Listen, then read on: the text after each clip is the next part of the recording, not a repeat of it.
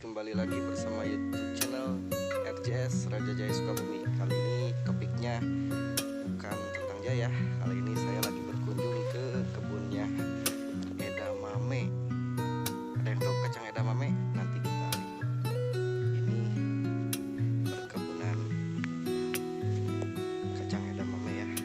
Ini miliknya sahabat saya, yaitu Kang Wahyu.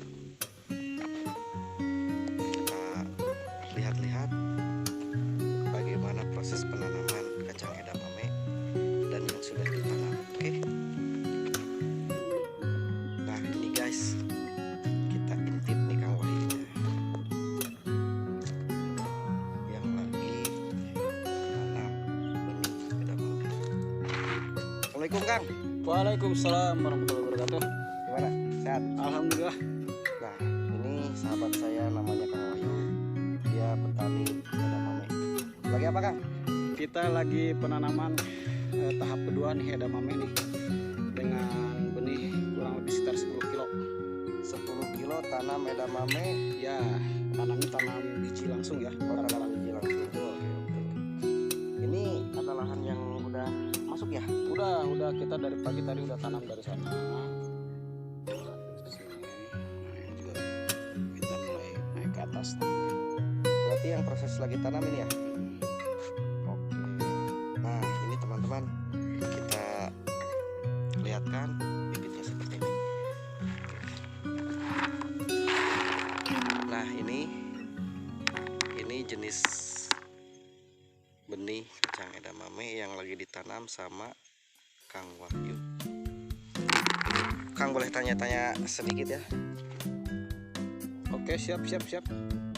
Ini usia dari tanam sampai ke panen itu berapa lama Kang? Dari tanam sampai ke panen itu edamame itu kurang lebih sekitar 70 sampai 75 hari dari tanam sampai ke siap petik. Sampai siap petik berarti sebentar juga ya? 2 bulan setengah lah. 2 bulan setengah. Sebentar lah. Salah satu komoditi yang bisa dikatakan cepat produksinya. Jadi 1 tahun itu bisa 3 kali tanam gitu. Wis, mantap guys. Ternyata edamame itu dalam 1 tahun bisa 3 kali tanam. Ya. Kalau dari 10 kilo nih yang tadi dibicarakan sama Kang Wahyu ini, saat ini tanam 10 kilo, itu potensi panennya berapa banyak? 10 kilo itu kalau normal ya, karena kita acuannya 1 kilo benih tertanam itu keluarnya sekitar 100 kilo hasil. Jadi kurang lebih 1 ton lah dari per 10 kilo. Wais, mantap. Tuh. Guys, bibitnya 10 kilo jadinya 1 ton. Wah, ini luar biasa nih. Kang, emang ini yang ditanam itu cuma 10 kilo ya? Atau gimana gitu? Ini semuanya itu membutuhkan kurang lebih 30 sampai 40 kilo plan seluas ini. Ini berapa ribu meter ini? Ini hampir kurang lebih sekitar setengah hektar. Wis, mantap. Setengah hektar edamame semua. Tuh. Ya kita coba tanam semua di sini edamame. Tapi meskipun begitu kita tetap ada tumpang sarinya juga nih. Yang ini kita mau dicoba tumpang sari nih. Ini tumpang sarinya. Nah, ini kita coba tanam terong ungu. Terong ungu ya di sini edamamenya. Nanti prosesnya itu edamame itu akan duluan panen. Ketika udah selesai dipanen, terong itu kan kurang lebih segini lah. Jadi tidak akan mengganggu sehingga pada edamame habis dipetik, terong jadi juga. Nanti ketika terong udah panen dan mau habis, masuk lagi tuh edamamenya. Berarti ini yang ditanam sekarang itu tumpang sari ya? Ya, tumpang sari. Jadi ada 2 kotak kita tumpang sarikan dengan terong. Yang kotak kami ini kita rencananya mau tumpang sari dengan jahe gajah. Oke. Nah, jahe gajah itu kita akan tanam nanti di tengah juga, di tengah seperti ini. Edamame tetap di pinggir karena jahe gajah kan potensinya juga cukup bagus. Dan lama waktu panennya juga kan sekitar 9 bulan lah ya. Jadi, Berarti ini ditanam edamame plus jahe gajah. siap. Wah, mantap konsepnya. Karena channel saya kan RJS ya, Raja Jaya Sukabumi. Iya dong, Kebetulan di sini tanam jahe juga nantinya. Betul. Mantap. Kang, boleh lihat yang lagi tanam ya? Siap. Ayo. Oke, kita lihat. Oke guys, kita lihat-lihat yang lagi proses cocok tanamnya. biasa Kang Wayu ini ya. Petani milenial itu ya seperti ini. Nah ini ya luasan atau kebun edamame. Oke, Kang Wayu saya lihat proses penanamannya ya. Nah ini. Oke. Ini ya lagi proses penanaman benih edamame. Nah itu caranya tuh, jadi satu lubang itu ditanamin 2 dengan jarak tanam di sekitar 20-30 cm lah. Tanam 2, nanti 2 bisa tanam 2. Jadi tanam satu lubang itu 2 biji. 2 ya. Kenapa Kang 2 biji? Yang pertama mengantisipasi apabila kalau tanam satu itu kan takutnya tidak tumbuh. Ya. Jadi kalau ditanam 2 itu paling tidak salah satunya tumbuh. Kedua, tentunya hasilnya juga akan lebih banyak daripada ditanam satu. Kolomnya bisa banyak lah. Oh berarti itu alasan kenapa satu lubang ditanam 2 ya? Betul, jadi ada lebih kepada kapasitas produksinya lah nanti yang akan jadi lebih banyak gitu kan. Oke. Kang, masih banyak nih pertanyaan yang mau saya tanyakan nih. Oke. Banyak gak sih petani edamame yang ada di Sukabumi ini sebetulnya? Ini menarik ini. Karena Ini- saya kalau setahu saya ya masih jarang-jarang gitu yang bertani Ya. edamame. Mm-mm. Panas ya. Jadi di Sukabumi itu tuh nggak banyak petani edamame. Kenapa? Karena mungkin edamame itu masih asing ya di mata para petani. Di pikiran para petani itu apa sih edamame, terus ya mereka tuh kebingungan kemana menjualnya. Nah, Gitu kan. Salah satu faktor yang paling berpengaruh itu adalah pada saat penjualan, pemasaran. Mereka tidak tahu karena edamame ini tidak dijual di pasar biasa. Kebetulan kami di sini mengusung nama Sukabumi Edamame Farm. Wih, Sukabumi edamame Pam. Yes, kalau Luar disingkat jadi biasa. Sukamame. Sukamame. Yes. Mantap ini Sukamame, Sukabumi edamame Pam. Betul. Untuk wilayah Guapara itu manajernya ya Mang Juan inilah gitu kan. Oh, nih Mang Yang Juan urus manajernya ya. sekitar petani. Yang lagi tanam. Betul. Itu kita kebetulan sudah punya kontrak dengan salah satu atau beberapa pabrik lah ya. Kontrak. Kontrak Kang. Kita Jadi, kontrak. Tanam edamame itu Kang Wayu itu sudah punya pasarnya sendiri. Betul. Dengan Alhamdulillah. PT.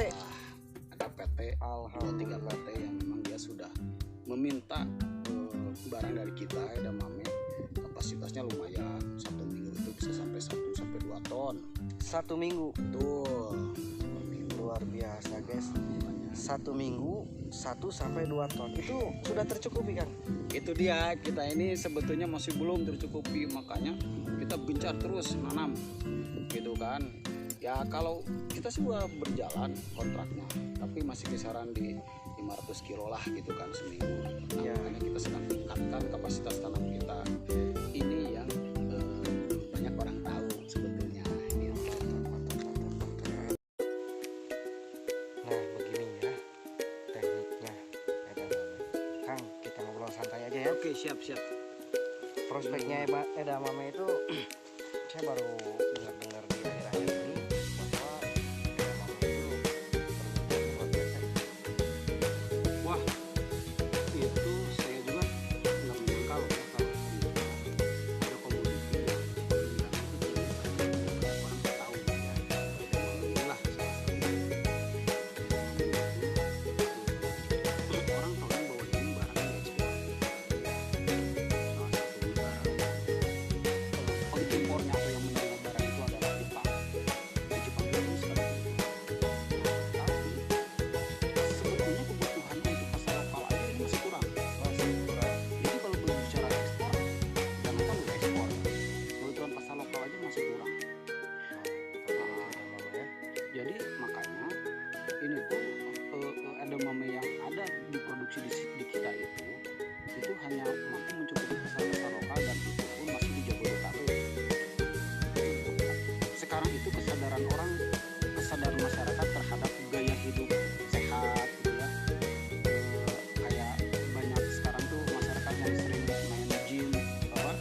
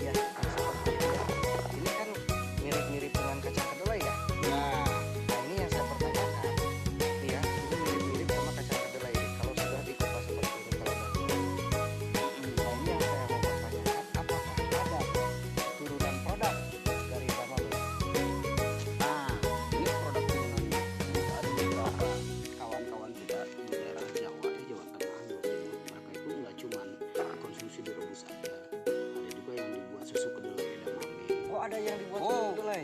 Itu khasiatnya lebih mantap untuk ibu hamil, ibu menyusui gitu kan. Bahkan sebetulnya begini, kalau edamame ini kita kasih ke kambing gitu ya, atau Iya. untuk makanan ternak kambing dan sapi, itu cocok buat mereka gitu kan. Jadi lebih apa ya, susunya lebih Berarti banyak khasiatnya gitu kan. banyak sekali untuk edamame ya. Khasiatnya banyak, terus proteinnya juga tinggi. Nah, jadi memakan satu mangkok kecil edamame itu bisa memenuhi kebutuhan satu dua piring nasi lah. Sehingga dalam satu hari kita tidak makan nasi pun cukup dengan mengkonsumsi edamame. Itu insya Allah ini sama manfaatnya sama ya. Nah ini untuk berbicara produksi ya. Nah sekarang yang saya mau tanyakan, Kang Wahyu ini dalam edamame sudah berapa luas? Sudah berapa banyak ya sekarang di sana? Nah kita buka-bukaan aja Saya nih. jadi malu nih Kang Cepi nih. Nggak usah malu, kita buka-bukaan aja nih. Kang Wahyu Jadi- udah berapa banyak tanamnya sekarang? Sebetulnya kalau lahan pribadi kita sih masih sekitar 1 hektaran lah ya. Nah, itu lahan pribadi ya? Ya artinya lahan yang dikelola secara pribadi. Nah berarti berbicara lahan pribadi, ini berarti ada tanda tanya nih satunya. Berarti ada lahan yang dimitrakan. Sepertinya kayak gini nih. Apa ada Kang yang dimitrakan? Nah, itulah Karena disinilah tadi Kang Wahyu berbicaranya lahan pribadi. itu rasanya adalah bahwa untuk memenuhi kapasitas kuota yang dimiliki pabrik itu mau tidak mau kita harus pengembangan lahan. Kalau berbicara pengembangan lahan harus kita modal pribadi keluar itu besar biayanya. Iya betul betul. Sehingga saya putuskan untuk mengajak petani-petani di sekitar saya, di sekitar lingkungan lahan saya untuk yuk kita tanamin edamame. Itu namanya bermitra lah. Bermitra. Wah konsepnya sangat luar biasa. Berarti Kang Wahyu itu bisa mengajak para petani untuk menanam edamame. Betul, Dan nanti hasilnya diserap sama Kang Wahyu. betul. Luar biasa sekali. Alhamdulillah kita udah berjalan di beberapa titik gitu ya, petani-petani yang tadinya mereka itu tidak tertarik, kemudian kita coba dulu kasih benih 1-2 kilo, kemudian sudah merasakan hasilnya. Kenapa sih akhirnya petani saya itu jadi tertarik tanam edamame? Karena edamame itu kalau saya perhatikan sepanjang saya menekuni bidang pertanian adalah salah satu komoditi yang paling stabil di harga. Yang paling penting Fluktuatif nggak harganya? Nah, yang paling penting daripada bisnis pertanian ini, agrobisnis ini kan pada akhirnya kita itu memikirkan harga yang harus stabil dong. Iya.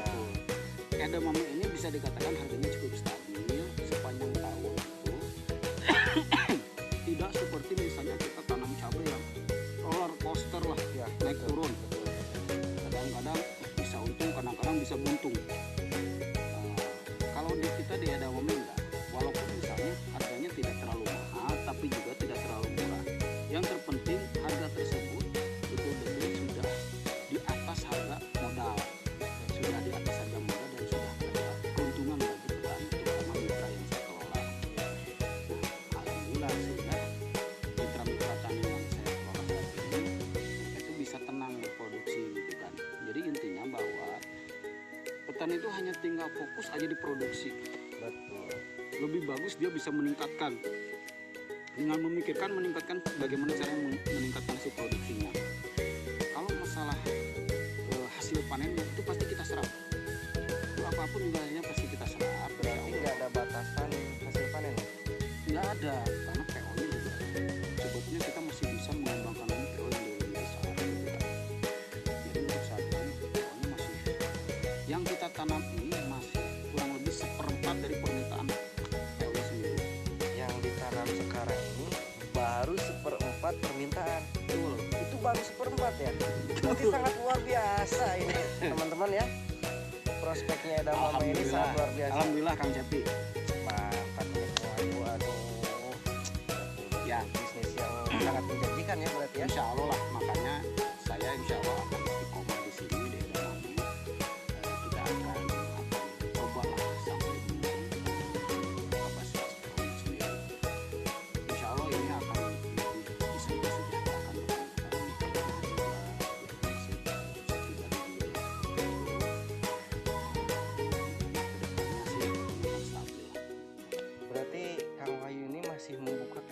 kesempatan untuk mengajak para petani untuk tanam edamame. Ya, betul.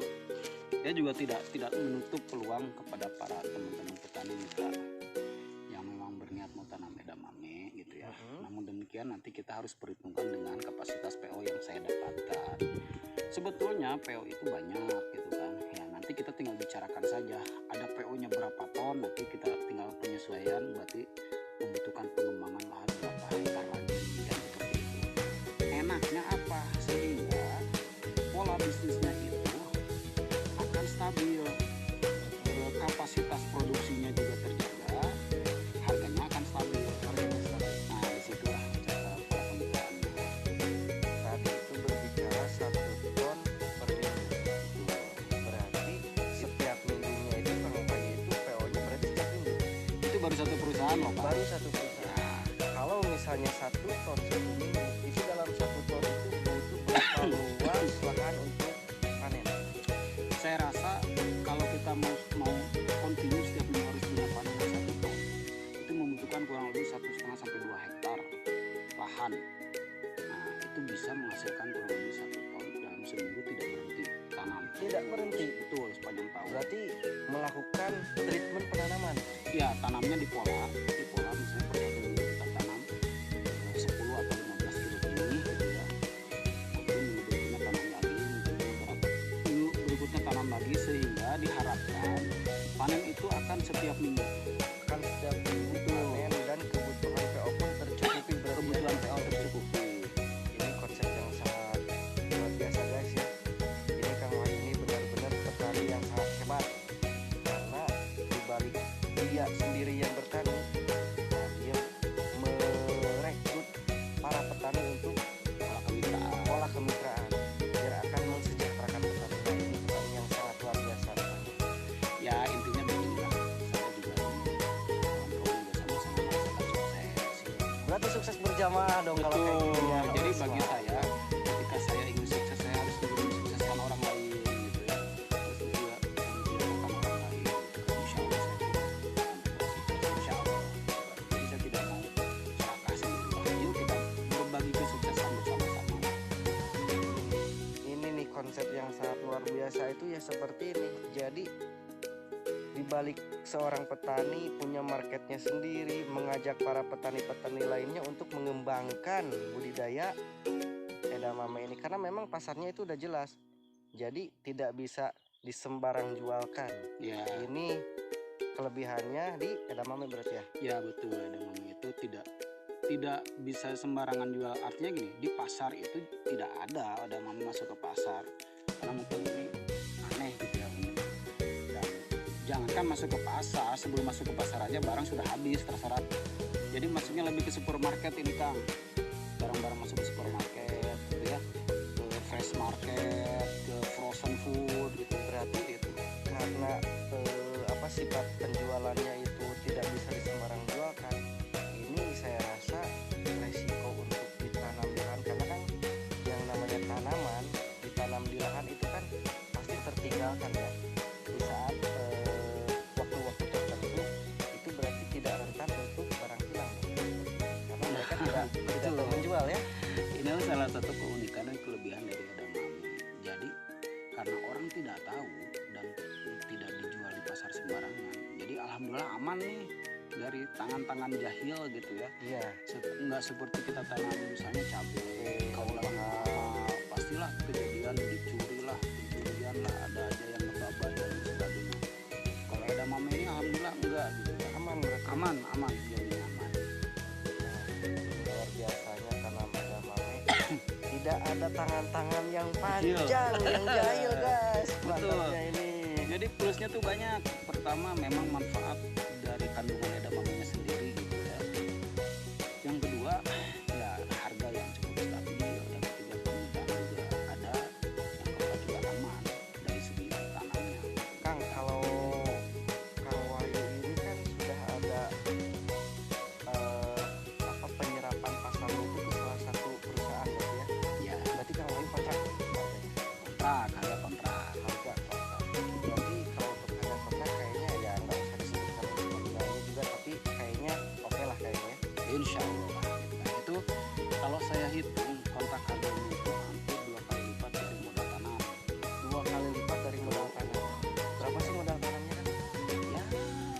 modal HPP-nya tanamnya di kisaran 5.000 6.000 per kilo misalnya gitu kan. Nah bisa dihitung sendirilah harga kontraknya berapa gitu kan. Betul. Berarti polanya Kang Wahyu itu ke mitra tani itu kayak gimana? Apakah kontrak juga atau jual putus? Jadi gini, kita untuk mengikat mitra tani, maka kita siapkan benih ya ke mitra itu. Oh jadi Kang Wahyu siapin benih nih? Kita siapin benih nih. Guys, ini yang sangat luar biasa. Di balik memudahkan petani mudah mendapatkan benih, mudah juga untuk menjual hasil panennya. Ya, Luar gitu, biasa. harapannya gitu. Unik nih kayaknya nih. Kita lanjutkan. Benih kita siapkan, kita bantulah pengadaan benihnya karena tidak sembarangan juga mendapatkan benih edamame itu. Gitu. Betul. Tidak dijual di toko-toko obat, nggak ada gitu. Ya, kayaknya di toko-toko pertanian nggak ada benihnya. Nggak ada di toko-toko pertanian, obat-obat pertanian itu nggak ada. Ya, jadi kita siapin benihnya. Nah, nanti petani kita itu siapkan tanam pada saat panen nanti kita beli tuh hasilnya. Kita beli hasilnya. Ya, kita beli juga sesuai dengan apa ya? Kita sesuaikan dengan HPP-nya. Ya, ada lebihnya lah. Ada lebihnya untuk petaninya insya Allah gitu ya. Mereka tetap mendapatkan keuntungan. Nah, nanti baru kita kontrak ke PT, jual ke PT dengan harga yang sudah disepakati. Nah, itu pun alhamdulillah gitu ya. Ya kita mah membantu menyalurkan apa namanya barang dari mitra tani ini gimana caranya gitu kan supaya ini memang terserap semua ke PT. Seperti itu kurang lebih polanya Kang Cepi gitu ya. Oke, ini sangat luar biasa kalau seperti ini. Kedepannya Mudah-mudahan Kang Wahyu kedepannya Kang Wahyu selalu diberikan kesehatan, sukses selalu ya. Amin. Oke Kang Wahyu, terima kasih atas waktunya. Siap.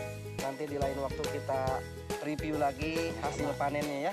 Siap, Boleh kan? Kang Cepi pada saat nanti panen Boleh kan ditunggu kita review ya? Oke, siap. Terima kasih Kang Wahyu ya. Siap Kang Cepi, Oke. siap. Salam sejahtera buat petani semuanya. Oke, siap.